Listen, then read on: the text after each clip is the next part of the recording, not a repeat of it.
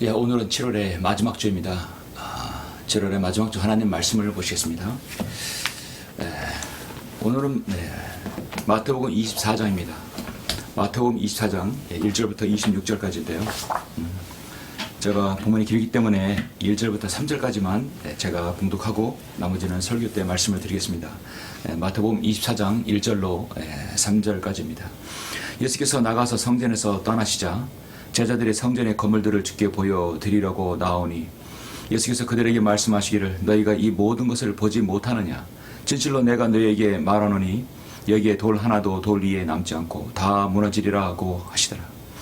주께서 올리브산 위에 앉으셨을 때 제자들이 조용히 나와서 말씀드리기를 언제 이런 일이 있겠으며 주께서 오실 표적과 세상 끝의 표적이 어떤 것인지 우리에게 말씀하여 주소서라고 하니 여기까지만 하고 제가 이제 4절은 설교 때 말씀을 드리겠습니다.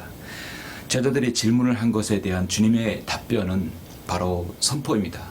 앞으로 이루어질 대언에 대한 주님의 선포이며 예언인 것입니다.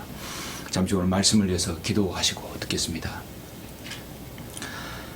존귀하시고 위대하신 아버지 하나님, 감사와 영광과 찬양을 돌려드립니다.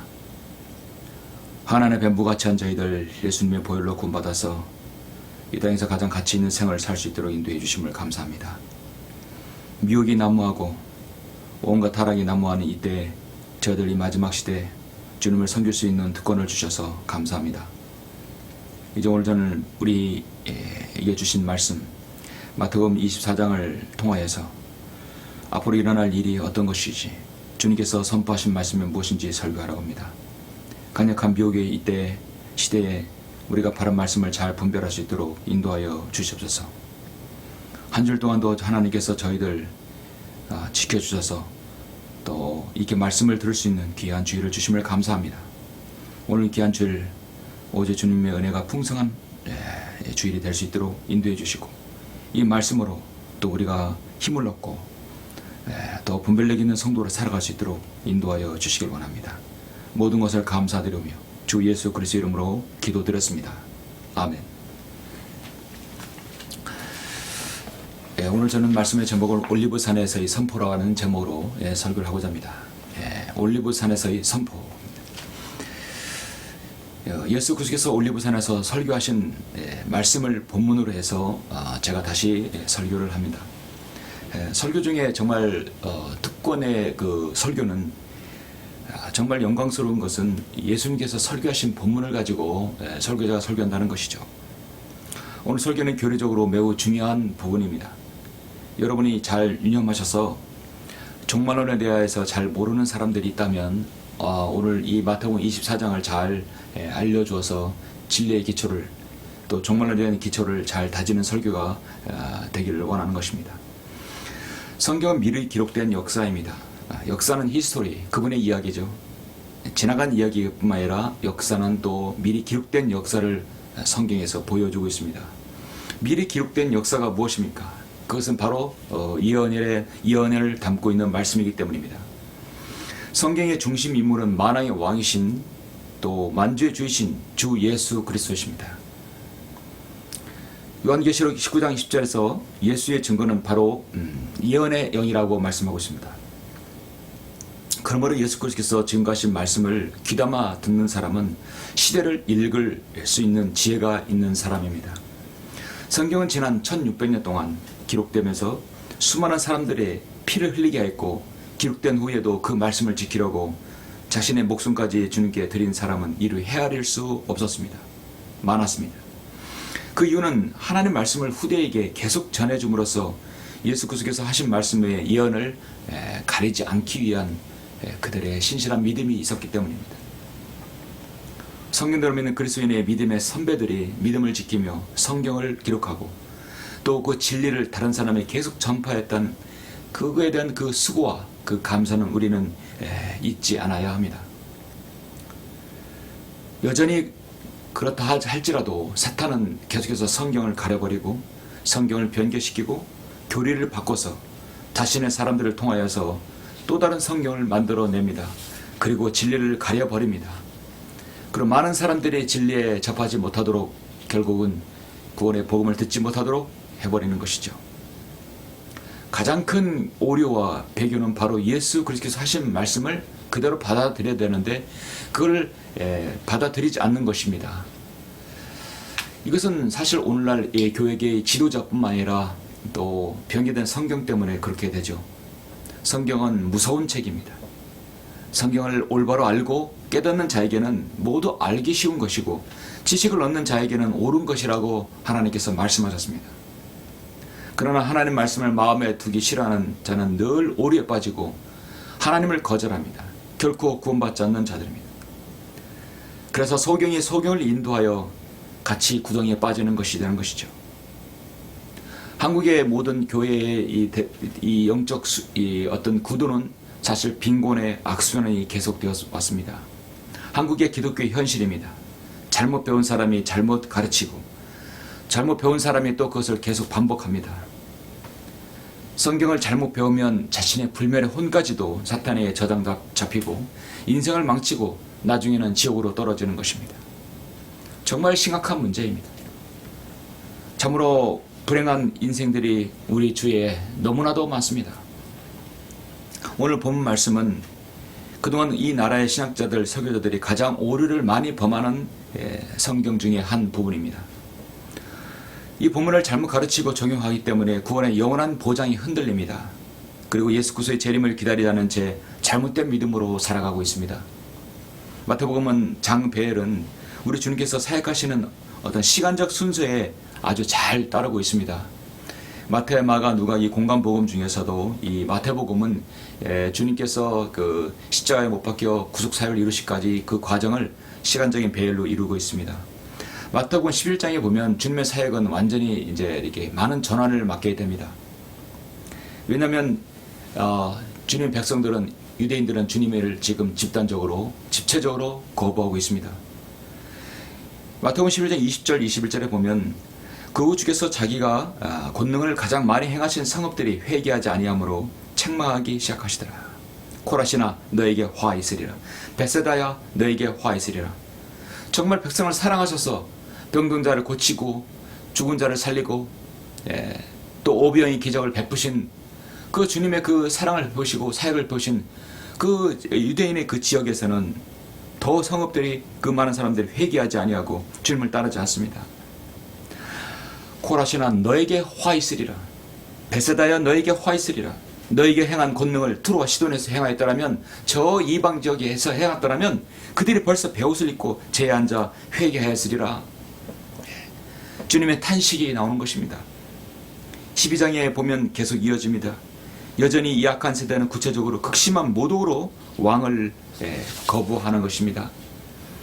24절에 보면 이 사람이 마귀들의 통치자인 비엘세붑을 힘입지 않고서는 마귀들을 쫓아낼 수 없느니라. 여러분, 마귀가 마귀를 쫓아냅니까? 정말 모순된 말이죠. 주님을 마귀로 비유하고 있습니다. 그리고 마태복음 16장에서는 주님께서 예루살렘에 가야 될 것과 장로들, 제자들, 서기관들로부터 고난을 받아야 할 것을 말씀하시는 것이죠. 또 부활에 관해서도 제자들에게 일찍이 알려주셨지만 제자들은 그 의미를 잘 몰랐습니다. 그리고 22장에서는 마지막으로 대적들과 논쟁을 끝내신 다음에 23장에서 마지막으로 그 당시에 이선자들, 서기관, 바리새인들, 종교 지도자들에게 경고를 하시고 저주를 하십니다. 그런 다음에 주님께서 이제 올리브산에서의 선포를 하시는 것이죠. 24장 이후에는 이제 주님께서 십자가에 못 박히시는 그런 과정이 나오는 것이죠. 주님은 이 11장부터 마지막 27장까지 주님께서 사역을 이루시는 동안의 그 과정은 정말 주님께서 그 가장 힘든 그런 과정이었습니다. 주님께서는 하나님께서 전능하신 하나님이시기 때문에 힘들다는 표현은 그렇다 하더라도 좀 너무나 실망스러운 유대인의 그 모습을 보일 수 있습니다. 오늘 본문의 마태복음 24장에서 제자들에게 마지막으로 세상 끝의 표적들에 대해서 올리브산에서 설교하시는 장면입니다. 마태복음 23장에서 서기관과 이선자들에게 저주와 경고를 펴보신 다음에 주님은 마지막 마태복음 23장 38절 39절에서 무엇이라고 말씀합니까? 보라, 너희 집이 황폐하여 버림받아 되리라. 내가 너희에게 말하노니 이제부터 너희가 주의 이름으로 오시는 이는 복이 있도다 라고 말할 때까지 나를 보지 못하리라. 주의 이름으로 오시는 이는 복이 있도다. 그들은 다시는 이제 대환란을 지나서 이제 주님의 재림의 때까지는 다시 그들은 볼 수가 없는 것입니다. 이렇게 말씀하신 것은 이제 하나님의 영광과 임재가 이스라엘과 성전에서 떠났다는 걸 보여주시는 어떤 암시적인 것을 확증하고 있습니다. 그러면서 주님께서는 친히 성전을 떠나셔서 마태복음 24장으로 연결됩니다. 그리고 올리브산에서의 말씀의 선포가 이루어지죠. 오늘 본문 마태복음 24장은 병리된 개혁 성경에서 또 관련해서 한국의 많은 교회들, 제도화된 교회들과 성경을 믿는 그리스도인과의 가장 첨예한 대립 중에 한 장입니다. 이 대립이 어떤 대립이냐면 이 주님의 예언의 말씀을 어디에다 적용시키느냐입니다. 교회 시대냐 아니면 대환란이냐, 가장 중요한 부분이죠. 여러분, 성경을 해석할 때 반드시 먼저 첫 번째 교리적으로 위치를 선정해야 합니다. 그리고 역사적으로 이게 어느 때냐 알아봐야 합니다. 그런 다음에 그 부분을 영적으로 우리가 해석하고 또 영적 적용을 하게 되는 것이죠. 은유적으로 또 교리적이지 않은 개인의 어떤 생각과 사상과 그것을 제시하게 되면 교리적으로 아주 엉망이 되고 마는 것입니다. 교리적인 것이 중요하다는 것은 율법 시대냐, 은혜 시대냐, 대환란 시대냐, 율법과 은혜가 섞인 바로 대환란 시대냐, 이것은 곧 구원의 방법이 다르기 때문에 너무나 중요합니다. 오늘 가장 핵심적인 구절 1절 3절 다시 한번 보시죠. 예수께서 나가서 성전에서 떠나시자 제자들이 성전의 건물들을 주께 보여드리라고 나오니, 제자들이 성전의 건물을 왜 주께 보여줍니까? 참으로 여기 믿음 없는 그 행동들이었죠. 예수께서 그들에게 말씀하시기를, 그렇게 보여주니까 주님께서는 이거 다 허물어지리라 했죠. 너희가 이 모든 것을 보지 못하느냐? 진실로 내가 너에게 말하노니 여기 돌 하나도 돌 위에 남지 않고 다 무너지리라. 주께서 올리브산 위에 앉으셨을 때 제자들이 조용히 나와서 말씀드리기를, 언제 이런 일이 있겠으며 주께서 오실 표적과 세상 끝의 표적이 어떤 것인지 우리에게 말씀하여 주소서. 지금 이 상황은 마가복음 13장에서 또 자세히 말씀하고 있는데요. 여러분, 앞서 이 마가복음 13장을 한번 잠깐 보시면 13장 1절에 이렇게 보니까, 주께서 성전에서 나가실 때 제자들 가운데 한 사람이 주께 말씀드리를, 선생님, 제자 가운데 한 사람이 선생님이라고 했다는 것은 이거 누굽니까? 바로 유다 이스카리옷이죠. 이 얼마나 거대한 돌들이며 건물인지 보소서. 예수께서 대답하여 그에게 말씀하시를, 너희가 이 거대한 건물들을 보느냐? 돌 위에 돈 하나 남지 않고 다 무너지리라. 그 후 주께서 성전 건너편 올리브산 위에 앉아 계실 때 베드로, 야고보, 요한과 안드레가 따로 주께 묻기를, 여기 보니까 여러분, 마가복음 13장에 보니까 주님께서 제자들 전체의 모든 사람에게 말씀하신 것이 아니라 이 성전의 건물을 보여주면서 또 질문하였을 때 주님께서 선포하신 이 말씀은, 여기 있는 사람은 베드로와 야고보와 요한과 안드레가 있었다는 얘기죠. 바로 핵심적인 주님의 제자들이었다는 것입니다. 물론 여기에도 이제 유다 이스카리옷도 있었다는 것입니다. 우리에게 말씀하여 주셔서 언제 이런 일들이 있겠으며 이 모든 일이 이루어질 때 어떤 표적이 있겠나이까. 그래서 여러분, 이 마가복음 13장은 마태복음 24장 그리고 누가복음 21장과 동일한 맥을 가지고 있습니다. 유다 이스카리옷은 주님께서 성전보다 금으로 맹세하는 바리새인들의 탐심을 꾸짖었기에 유다는 성전 자체를 보고 그 안에 있는 금에만 관심을 가졌을 뿐입니다. 온통 세상적인 물질과 탐욕에만 관심이 있었던 것입니다. 한 번도 주여라고 부른 적이 없고 늘 선생님이라고 불렀습니다. 참으로 주님께서 이때 무서운 말씀하십니다. 이 건물들을 보느냐? 돌 위에 돌 하나 남지 않고 다 무너지리라. 돌 위에 돌 하나 남지 않고 다 무너지리라. 완전히 다 가루로 만들어 버리겠다는 것이죠. 그 높은 건물을 완전히 평지로 만들어 버리겠다는 것입니다. 그럼 이런 일이 언제 일어나겠습니까? 예수 그리스도의 재림을 기다리지도 않고 설교하지 않는 무천년주의, 후천년주의자들은 한결같이 AD 70년 로마 장군의 티투스 장군이 파괴로 규정짓고 있습니다.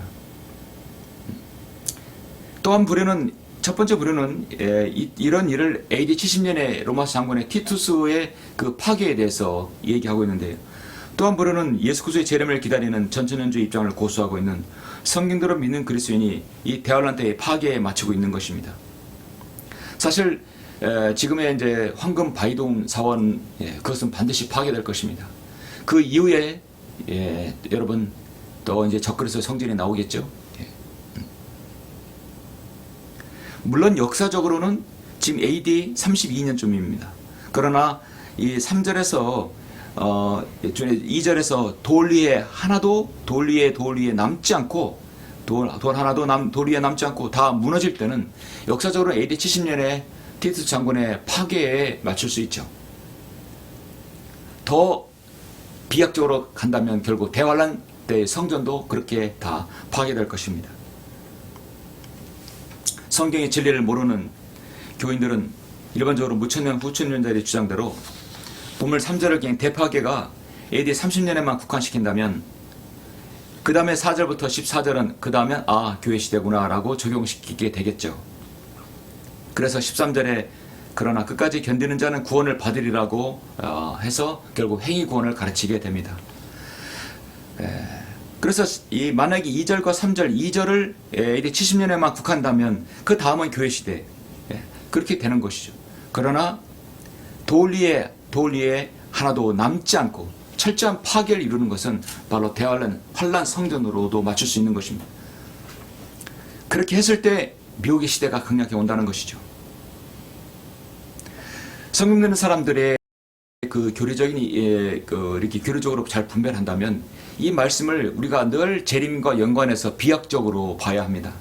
역사적으로도 봐야 되고 교리를 구약 성경과 연관되어서 비약적인 관점에서도 봐야 합니다.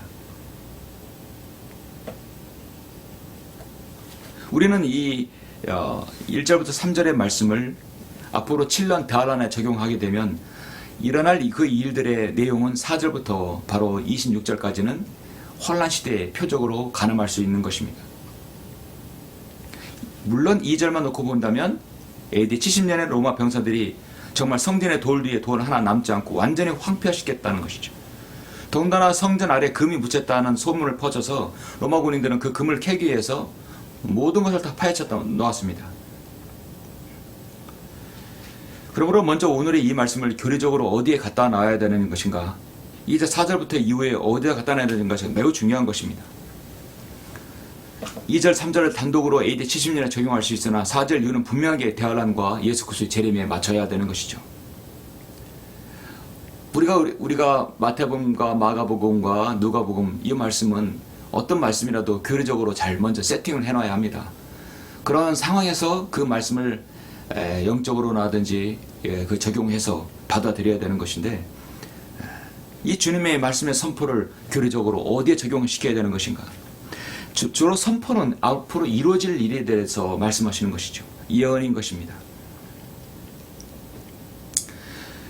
우리는 3절에서 주님께서 12제자들에게 모두에게 말씀하신 것으로 생각할 수 있지만, 사실은 아까 마가복음 13장에서 말씀, 베드로, 요한, 야고보, 안드레, 제자 또 4명 있었습니다. 모든 제자에게 다 말씀하신 것은 아닙니다. 바로 이 이너 서클에게만 말씀하신 것이죠.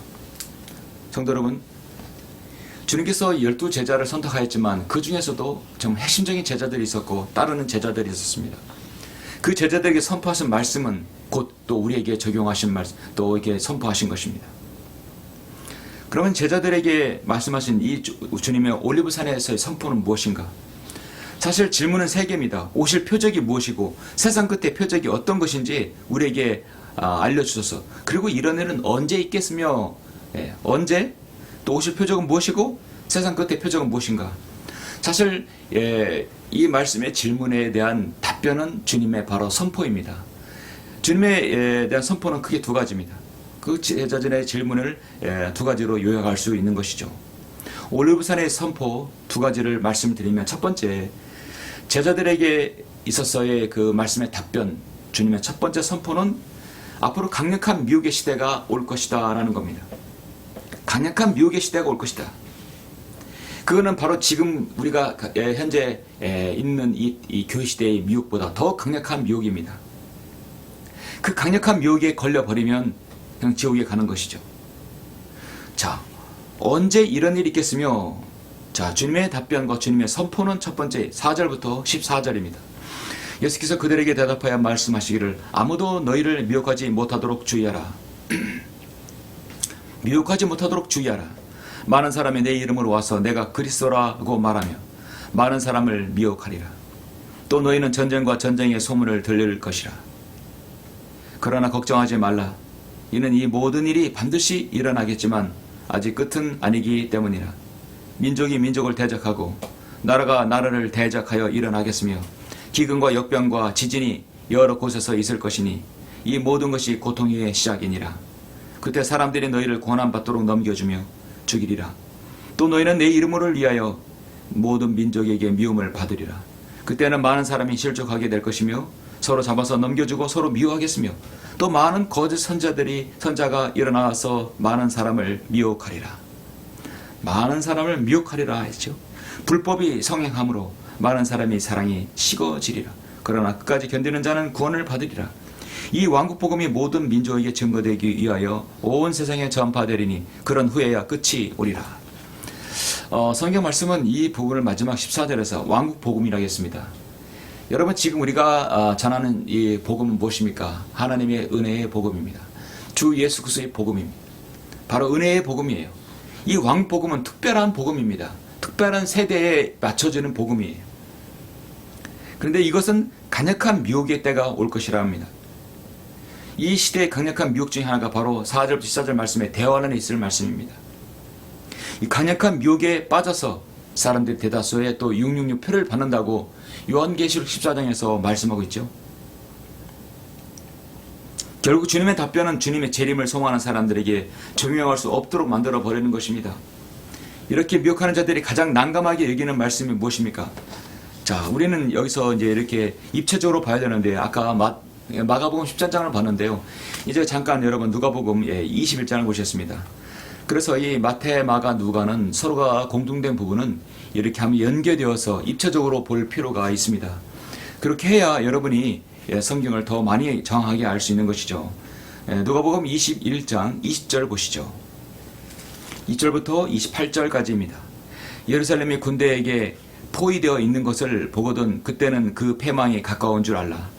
그때 유대인은 사람들은 산으로 피하고 도성 안에 있는 사람들은 시골로 가되 시골에 있는 사람들은 도성으로 들어오지 못하게 하라. 이는 이 날들의 복수의 날들이니 모든 것을 기록된 대로 이루려 하는 것이라. 그 날들은 아이를 뵌 사람들과 젖먹이는 사람들에게 화 있으리라. 이는 그 땅에는 큰 고난이 이 백성에게는 진노가 있을 것이기 때문이라. 큰 고난과 진노라 했습니다. 또 그들은 칼날에 쓰러질 것이며 모든 민족들에게 사로잡혀 갈 것이요. 또 예루살렘은 이방인들의 때가 찰 때까지 이방인들에게 짓밟히리라. 이 마태복음 24장에 있는 4절부터 14절은 누가복음 20절에서 21장 20절에서 24절까지 동일한 부분입니다. 예루살렘은 이방인들에게 짓밟힌다고 말씀하고 있습니다. 대환란에 적용되어야 할 말씀이죠. 정말 이 시대에도 여전히 여러분 미혹의 시대는 맞습니다. 그러나 대환란 때 미혹 시대는 너무도 차이가 납니다. 이 미혹 시대는 우리는 구원을 받을 수 있고 은혜의 복음이 여전히 전파되는 때입니다. 대환란 때는 어림도 없습니다. 이미 그리스도인은 이미 오찬상에 올라가 있고 그들에게 미혹은 곧 죽음이고 영원한 심판과 지옥인 것이죠. 여러분 데살로니가 후서 2장을 잠깐 보시죠. 2장 1절에 보니까 여전히 강력한 미혹의 시대가 지금 이 시대라고 또 사도 바울은 데살로니가 후서에서 말씀하고 있죠. 데살로니가 후서 2장 1절을 보면 형제들아 우리 주 예수 그리스도의 오심과 그 앞에 우리가 함께 모이는 일에 관하여 이제 너에게 간구하노니 영으로나 말로나 또는 우리에게서 받았다고 하는 편지로나 그리스도의 날이 가까웠다고 마음이 쉽게 흔들리거나 두려워해서는 안 될 것이라. 흔들리거나 두려워서 안 된다는 것이죠. 그리스도의 날이라는 얘기는 재림을 얘기하는 것이죠. 휴거와 재림을 얘기하는 것이죠. 아무도 어떤 모양으로든지 너희를 미혹하지 못하게 하라. 이 시대에 여러분 강력한 미혹이 무엇입니까? 바로 말씀에 대한 미혹입니다. 말씀을 잘못 적용시키고 말씀을 잘못 알려줘서 은혜의 복음을 믿지 않고 행위 구원을 믿게 되는 것이죠. 정말 미혹의 시대입니다. 이는 먼저 배교하는 일이 이르지 않고 또 그 죄의 사람 곧 멸망의 아들이 나타나지 않고서는 그날이 오지 아니함이라. 배교하는 교회가 반드시 있을 거라는 얘기죠. 그는 대적하는 자며 또 하나님이라고 불리우는 모든 것과 숭배받는 대상이야 자신을 높여 하나님의 성전에 앉아 하나님처럼 보여 자신을 하나님이라고 하느니라. 내가 너희와 함께 있었을 때 너희에게 이 일들에 대해 말한 것을 기억하지 못하느냐. 이제 너희는 무엇이 막고 있는지를 아나니 이는 그가 자기 때 나타나라는 것이라. 불법의 신비가 이미 활동하고 있나니 현재는 막을 자가 있어 막을 것이나 그가 그 길에서 옮겨질 때까지만 그리하리라. 그리고 나서 그 악한 자가 나타나리니 그 악한 자는 바로 적그리스도입니다. 바로 3절에서 멸망의 아들입니다. 죄의 사람입니다. 적그리스도 유다 이스카리옷이 다시 나오는 것이죠. 그 모든 컨트롤은 바로 성령님이 아니라 바로 사탄이 한다는 것입니다. 주께서 그를 자기 입에서 나오는 영으로 소멸하시고 그의 찬란한 오심으로 제거하시리라. 그 악한 자가 오는 것은 사탄의 역사에 따라 모든 능력과 표적들과 거짓 이적들과 멸망하는 자들 안에 있는 모든 불의의 속임수로 오는 것이니 이는 그들이 진리의 사랑을 받아들이지 아니하여 구원을 받지 못하였기 때문이라. 이로 인하여 하나님께서 그들에게 강력한 미혹을 보내시어 거짓말을 믿게 하심은 진리를 믿지 않고 불의를 좋아하는 모든 자로 심판을 받게 하려 하심이라. 사도 바울도 이 시대 여전히 강력한 미혹이라고 했습니다. 이 미혹은 하나님께서 그렇게 허용하신 것입니다. 미혹이 있기 때문에 여기에서 걸러지는 사람들이 있는 것입니다. 그래서 여러분이 성경을 잘 분별한다면 이 강력한 미혹을 여러분이 걸러낼 수 있는 것이죠. 이제 대환란 때도 마찬가지입니다. 그 강력한 미혹에 빠져들게면 666표를 다 받고 마는 것입니다. 올리브산에서의 선포 두 번째는 바로 대환란 야곱의 때가 온다는 것입니다. 그 대환란 야곱의 고난의 때는 바로 이 교회 시대가 아닙니다. 교회의 시대가 이미 끝나고 우리 성도들이 다 올라간 다음에 대환란 야곱의 때가 오는 것입니다. 이것은 바로 주님께서 이 제자들의 그 두 번째 질문과 세 번째 질문에 대한 답변인 것이죠. 이 본문을 보면 제자들은 지금 오실 표적과 세상 끝에 표적이 어떤 것이냐 물었습니다. 그리고 주님의 답변은 15절부터 22절 그리고 23절 25절입니다. 그래서 이 15절부터 25절까지의 주님의 말씀은 그 두 번째 선포인 것이죠.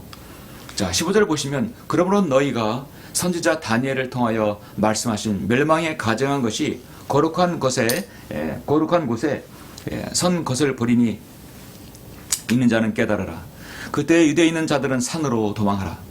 지붕 위에 있는 사람은 집 안에 있는 물건을 가지러 내려가지 말고 들에 있는 사람은 자기 옷을 가지러 돌아가지 말라. 그 날들에는 아이를 벤 자와 젖먹이는 자들에게 화 있으리라. 너희는 피난하는 일이 겨울이나 안식에 일어나지 않도록 기도하라. 이는 그때 대환란이 있으리니 그와 같은 것은 세상에 시작된 이후로 지금까지 없었으며 또 결코 없을 것이기 때문이라. 대환란이 됐습니다. 만일 그 날이 단축되지 아니하면 어떤 육체도 구원받지 못하리라. 그러나 택함받은 사람들을 위하여 그 날들이 단축될 것이라. 그때 만일 누가 너에게 말하기를 보라 그리스도가 여기 있다 혹은 저기 있다 하여도 믿지 말라. 거짓 그리스도들과 거짓 선자들이 일어나서 큰 표적들과 이득들을 보여주어 할 수만 있다면 그 택함받은 자들도 미혹하리라. 이 택함받은 자들은 바로 유대인들을 얘기하는 것이죠. 보라 내가 미리 너에게 말하였노라. 미리 말하였다는 것은 앞으로 되어질 일을 선포하는 것입니다.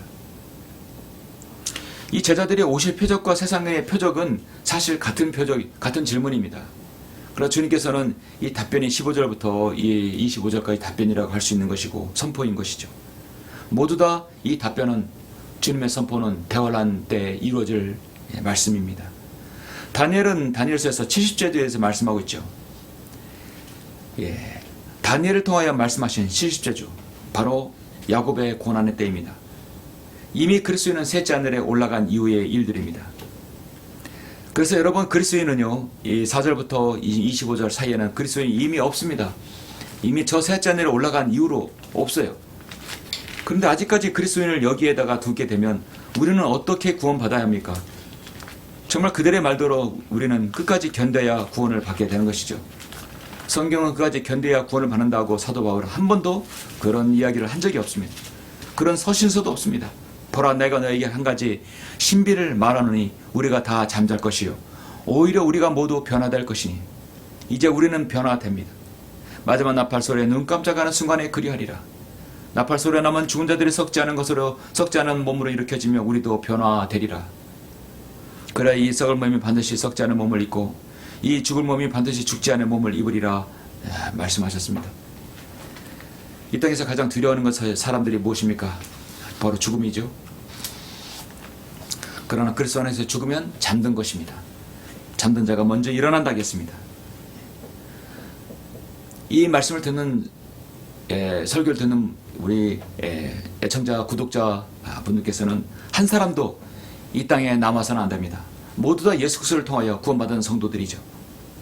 이런 일이 있은 다음에 이 땅에 남아있는 사람들이 정말 가장 유념해야 할 말씀이 바로 4절 이후의 말씀입니다. 어떻게 보면 이것은 타임 캡슐 같은 것이죠. 마태복음 24장 24절부터 25절 말씀은 자신의 사랑하는 성도들이 없을 때 이 말씀을 유념해야 합니다. 대환란 때 살아남게 유일한 말씀이 여기 있습니다.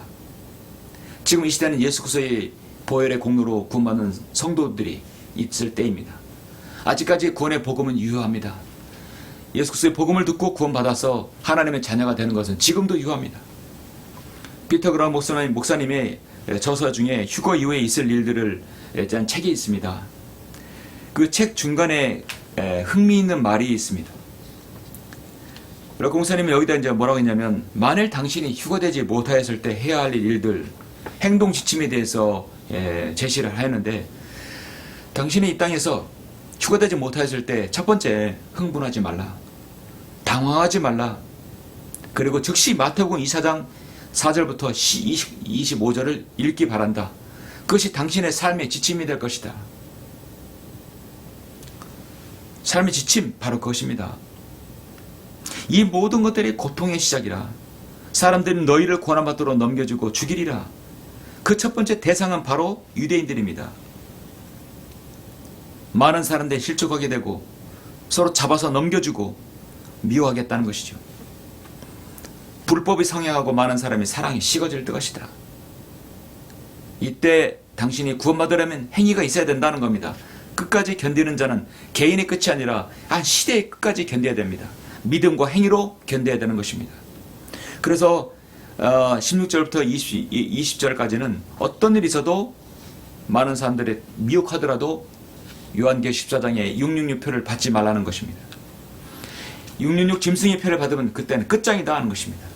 그래서 순교를 각오하라. 네 번째, 목 잘릴 각오하라. 이 시대의 의인은 자기의 믿음과 행위로 바로 되는 것입니다. 가장 중요한 것은 그들 여기 말씀처럼 8절, 9절, 10절, 15절 말씀처럼 자신의 주위에 유대인이 있는지를 바라는 것이죠. 우리 한국에 이런 유대인들이 많이 없죠. 주위에 만약에 유럽에 어느 데 산다 한다면 유대인을 지원해 주라는 것입니다. 유대인에게 잘해주고 그들을 선대하라는 것입니다. 그때가 되면 적그리스도는 유대인들을 잡으려고 유대인들을 혈안이 되어 있을 것입니다. 적그리스도는 나치 히틀러에 비하면 애들 장난에 비유합니다. 만약 유대인이라면 그들에게 선대하고 그들을 잘해주라. 구약성경 오바다는 이에 대해서 지침을 미리 선포하고 있는데요. 오바다 1장 13절 14절에 보면 이런 말씀이 있습니다. 그러나 너는 내 형제의 날 곧 그가 타국인이 되던 날을 방관하지 말았어야 했고, 너는 유다 자손이 멸망하던 날에 그들을 기뻐하지 말았어야 했으며, 고난의 날에 이른 너를 오만하게 만들지도 말았어야 했느니라.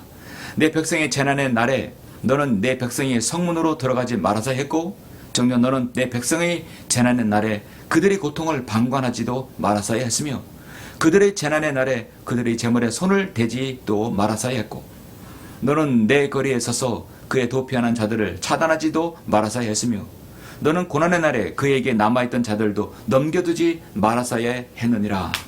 그렇게 하지 말라는 것이죠. 오보다의 말씀은 바로 천연난곳의 에돔의 심판과 불못의 이치를 말씀해주고 있는데요. 이 12, 13, 13절은 바로 대환란 때 유대인들에게 어떻게 해라는 말씀에 대한 지침인 것입니다.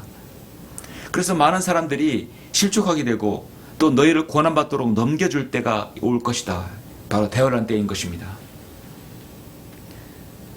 내 거리에 서서 너의 그 도피하는 자들을 차단하지도 말고 그들의 고난에 있는 그들을 넘겨주지 말라는 것입니다.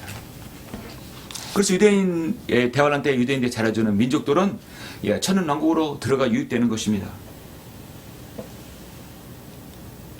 유대인들 잡아줘서 피의 순교의 제사를 희생 제사를 바로 적그리스도에게 바치는 그런 시대가 곧 올 것입니다.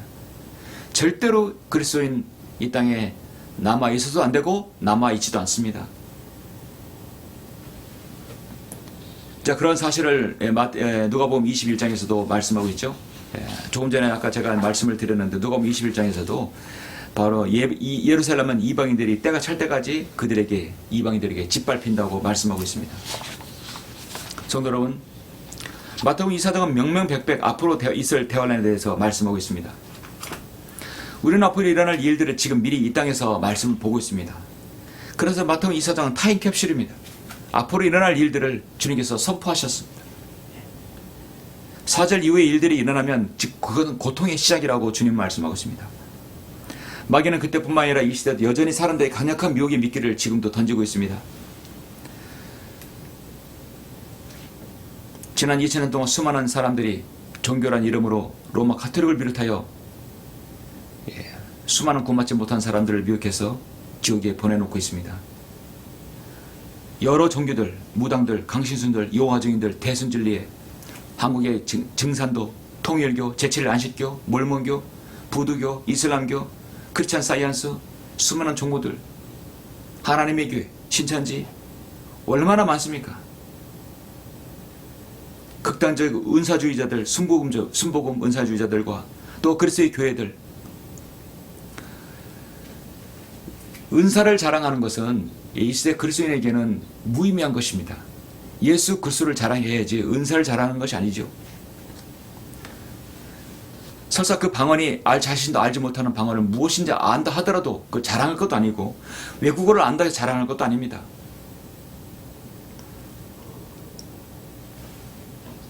극단적 갈빈주의, 극단적 은사주의자들, 예수 그리스도를 제껴놓고 무엇을 말하고 선택하고 받았다는 그런 교리들 절대로 믿지 말아야 됩니다. 마태복음 23장 25절에서 주님께서 이렇게 말씀하셨습니다. 마태복음 23장 25절 28절입니다. 이 선자의 서기관과 바리새인들아 너에게 화 있으리라. 이는 너희가 잔과 접시에는 겉은 깨끗하게 하나 속은 약탈과 방탕으로 가득 차 있기 때문이라. 너 놈은 바리새인들아 잔과 접시의 안을 먼저 깨끗하게 하라. 그러면 그 겉도 깨끗하게 되리라. 이 선자인 서기관 바리새인들아 너에게 화 있으리라. 이는 너희가 회칠한 무덤과 같음이라. 그것들은 실로 겉으로는 아름답게 보이나 안에서는 죽은 사람의 뼈와 모든 더러운 것으로 가득 차 있도다. 이와 같이 너희는 겉으로는 사람에게 의롭게 보이나 속에는 이성과 불법으로 가득 차 있도다. 주님은 마태복음 23장에서 서기관 또 당시 종교 지도자들에게 강력하게 주님은 신랄하게 비평하고 저주하고 계십니다. 그들에게 자신의 민족들에게 바른 말씀을 전파해야 될 이때 그들을 오히려 미혹하고 있는 것이죠. 오늘 예수 그리스도의 복음을 거절하고 주님의 재림을 부인하는 모든 어떤 종교라 할지라도 그것은 바로 미혹의 종교가 되는 것입니다. 아무리 은사를 자랑하고 아무리 선택과 예정을 예정을 말한다 하더라도 복음이 없이는 다 무의미한 것입니다.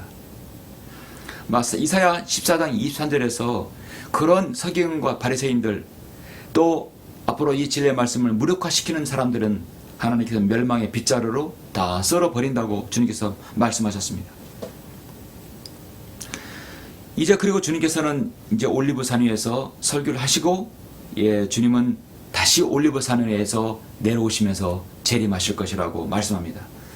장차 주님께서는 이제 재림 때 시내산을 거쳐서 광야 셀라페타를 거쳐서 왕의 더러를 킹스 화이 왕의 ter를 거쳐 헤스본 요단강을 넘어서 길갈과 여리고를 넘어 올리브산을 내다보시면서 키드론 시내간을 건너서 예루살렘 동문으로 입성하실 것입니다. 주님께서는 예루살렘의 미래 일들을 지금 미리 바로 저와 여러분들에게 말씀하고 있는 것입니다. 여러분 이 말씀을 믿으십니까? 지금 세상에서 일어나고 있는 일들을 유심히 살펴보시길 바랍니다. 죄악은 갈수록 늘어만 갑니다. 인간의 날이 더 흉악해지고 있습니다. 세상의 모든 종교들이 창궐하고 있습니다. 특히 모슬렘은 폭발적으로 그 수를 더해 가고 있습니다. 로마 가톨릭도 마찬가지입니다. 세계에 계속되는 기아와 가난과 전쟁을 보십시오. 자연재해를 보십시오. 동성연륜이란 에이즈, 에볼라, 바이러스, 갖가지 규명할 수 없는 많은 질병을 보십시오. 그리고 지금의 팬데믹 사건들을 보십시오. 결코 이것들이 우연이 아닙니다. 많은 하나님을 거절하는 악의 무리들은 바이러스를 고의로 양성합니다. 양성시켜버립니다. 만들어서 퍼뜨립니다. 또 백신을 사람들에게 맞게 합니다. 모든 국가들이 정치와 경제가 통합되고 있습니다. 이 모든 것들은 일들은 앞으로 마태복음 24장 지금 4절부터 26절의 일들을 이루기 위한 그 과정들인 것입니다. 7년 대환란은 화산 폭발과 지각 변동과 소행성과 충돌, 하늘의 이상 현상으로 이 땅에 남아있는 모든 대부분의 3분의 2는 다 죽는다고 성경은 말씀하고 있습니다. 사람들은 이것을 감지하지 못하고 있습니다. 마치 노아의 때를 보는 것 같다고 성경은 말씀하고 있습니다. 마태복음 24장 37절에 보니까 뭐라고 말씀합니까? 그러나 그 날과 시간에 관해서는 아무도 모르나니 심지어는 하늘의 천사들을 모르고 오직 나의 아버지만 아시느니라. 그러나 노아의 날들과 같이 인자에 오는 것도 그러하리라. 홍수전의 날들이 그들이 먹고 마시며 장가가고 시집가고 하기를 노아가 방주로 들어가던 날까지 하다가 홍수가 나서 그들을 모두 다 쓸어버릴 때까지 그들이 알지 못했던 것 같이 인자에 오는 것도 그러하리라 말씀하고 있습니다. 창세기 6장 5절과 말씀과 동일해요. 인간의 죄의 의지는 아무도 막을 수 없습니다. 그건 하나님도 막을 수 없어요. 죄를 짓기로 결정한 그 사람의 마음은 어느 누구도 돌이킬 수 없습니다. 그러나 그에 대한 책임은 본인이 져야 되는 것이죠.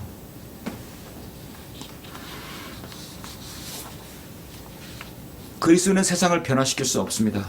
그러나 한 사람의 죄인을 주님께로 인도할 수는 있는 것입니다. 거대한 이 세상의 흐름을 바꿔놓을 수 없습니다. 우리가 살고 있는 이 지금 시대, 어떤 사람 평안하다 하지만 즐겁고 돈 있는 사람이 천국으로 볼 수는 있지만 이 시대는 언젠가 끝나고 맙니다. 이제 말씀을 맺겠습니다. 모든 결론은 주님께서 다시 오신다는 겁니다. 반드시 다시 오셔야만 합니다. 우리가 그것을 기다리는 시대에 지금 살고 있습니다.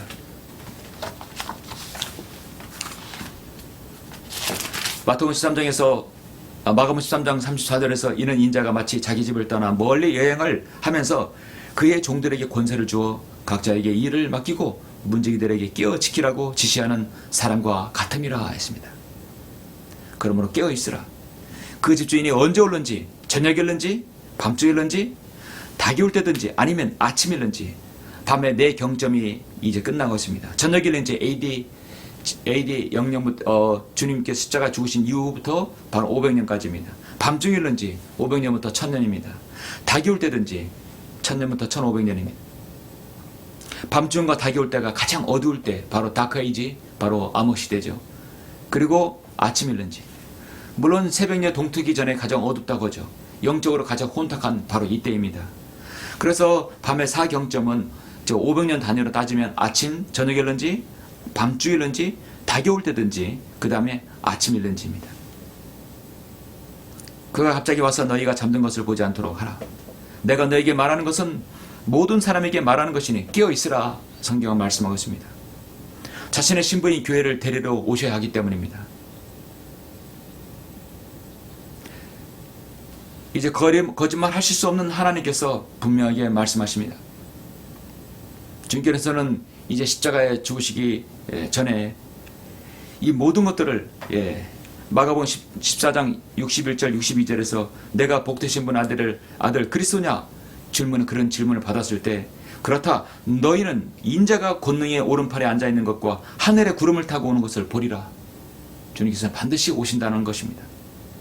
이 땅에 있을 때 우리가 주님 말씀에 유념할 것은 두 가지입니다. 구원받지 않은 사람들에게 복음을 전하고 그들이 복음을 듣고 구원받는 것입니다. 첫째, 구원입니다. 그 구원받은 사람에게는 필요한 건 무엇입니까? 바로 평안과 안전이죠. 그것을 위해서 주님께서 요한복음 17장에서 기도하신 것이에요. 그러니까 요한복음 3장의 16절 말씀은 바로 그리스도인에게 해당하는 것이지만, 아니 구원받지 않는 사람에게 해당하는 것이지만, 구원받은 우리에게는 주님의 마지막 겟세마네 동산에서의 기도가 우리에게 필요한 것이죠. 주님의 그 기도의 핵심은 무엇입니까? 우리가 세상으로부터 보호받고 평안함을 유지하는 것입니다. 그리고 그들을 지켜주셔서 그들도 우리처럼 하나 되게 한다는 것이죠. 이 요한복음 17장 11절에서 주님께서 바로 저와 여러분을 위해 기도하고 있는 것입니다. 이제 나는 더 이상 세상에 있지 않아나 이들은 세상에 있나이다. 그리고 나는 아버지께 가나이다. 걸어가신 아버지시여, 아버지께서 내게 주신 그들을 아버지의 이름으로 지켜주셔서 그들도 우리처럼 하나 되게 하옵소서. 우리가 주님의 보호와 인도하심으로 이 땅에서 지켜주시는 겁니다. 그러나 그것은 이 땅에 있을 동안만 유효합니다. 지켜주시다가 주님께서 자신의 보석 같은 성도들을, 그래서 신부들을 바로 우리를 끌어올리시는 것이죠. 주님께서는 인류의 모든 죄 문제를 다 해결하신 다음 부활하셔서 하늘로 올라가실 때도 또 다시 온다고 약속하셨습니다. 너희 갈릴리 사람들아, 어찌하여 너희는 하늘을 쳐다보고 서 있느냐? 너희를 떠나 하늘로 들로 올라가신 바로 이 예수는 너희가 하늘로 가심을 본 그대로 오시리라. 이 약속을 믿는 성경들을 믿는 그리스도인은 주님의 말씀대로 깨어 있어야 합니다. 예수 그리스도의 재림을 믿지 않는 그리스도인은 부도난 회사에 투자하는 것과 같습니다.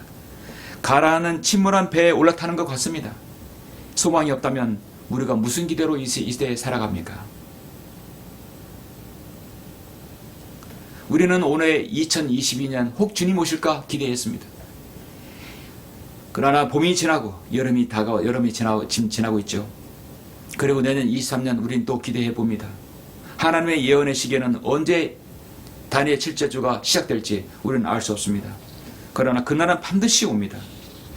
우리는 여기서 긴장하며 떨릴 필요가 없습니다.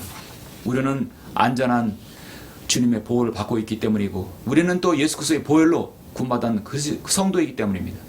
우리에게는 성령님께서 우리 안에 내주하고 계십니다. 강력한 추진장치가 있어서, 로켓보다 더 강력한 추진장치가 있어서 그대로 주님을 부르시면 우리는 솟구쳐 올라갈 수가 있는 것입니다. 오늘 올리브산에서 제자들이 이 질문에 대한 주님의 답변과 주님의 선포는 바로 이 마지막 시대를 살고 있는 여러분들에게 주님의 재림의 약속이 그대로 성취될 것이라는 것을 다시 한번 또 이렇게 확증해 주시고 계십니다. 주님은 반드시 오십니다. 요한계시록 22장에서 이런 일을 증거하신 분이 말씀하시기를 반드시 내가 속히 오리라. 아멘 그러하옵니다. 주 예수여 오시옵소서. 아멘 그러하옵니다. 바로 저와 여러분의 고백입니다. 주 예수여 오시옵소서. 오늘 말씀을 통해서 여러분, 마태복음 24장은 바로 주님께서 제자들에게 하신 선포는 바로 이 마지막 시대를 향하는 선포입니다. 그리고 이것은 우리 시대에 이루어질 일이 아니라 이 주님의 답변, 이 선포는 앞으로 대환란 때 이루어질 말씀인 것이죠. 주님께서 오실 그날까지 우리가 신실하게 주님을 섬기길 바라며 이 예언의 말씀을 유의하는 것이 잘하는 것이라고 했기 때문에 우리가 그 말씀을 잘 유념해야 될 것입니다. 그러한 성도들이 되시길 간절히 바랍니다. 잠시 기도하시겠습니다.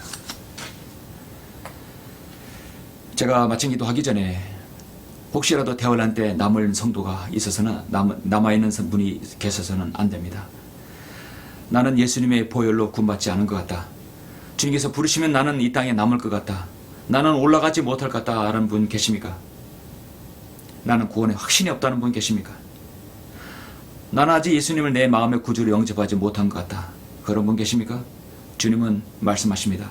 로마서 10장 9절 말씀 10절에서 내가 내 입으로 주 예수를 시인하고 또 하나님께서 그를 죽은 자로부터 살리신 것을 내 마음에 믿으면 구원을 받는다고 분명히 말씀하셨습니다. 주님의 약속이고 보증입니다.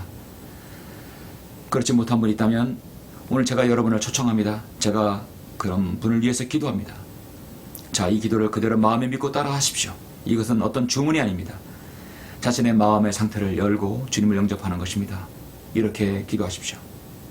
사랑의 하나님, 저는 죄인입니다. 저는 죽으면 지옥에 갈 수밖에 없지만 주 예수 그리스도께서 저를 구원하시기 위하여 지금부터 2000년 전 갈보리 십자가에서 보혈을 흘려 죽으시고 부활하신 사실을 오늘 알았습니다. 이제 저는 예수님을 저의 구주로 영접합니다. 제 안에 들어오셔서 저를 구원해 주십시오. 저를 구원해 주셔서 감사합니다. 이제부터는 하나님 말씀에 따라 살기를 원합니다.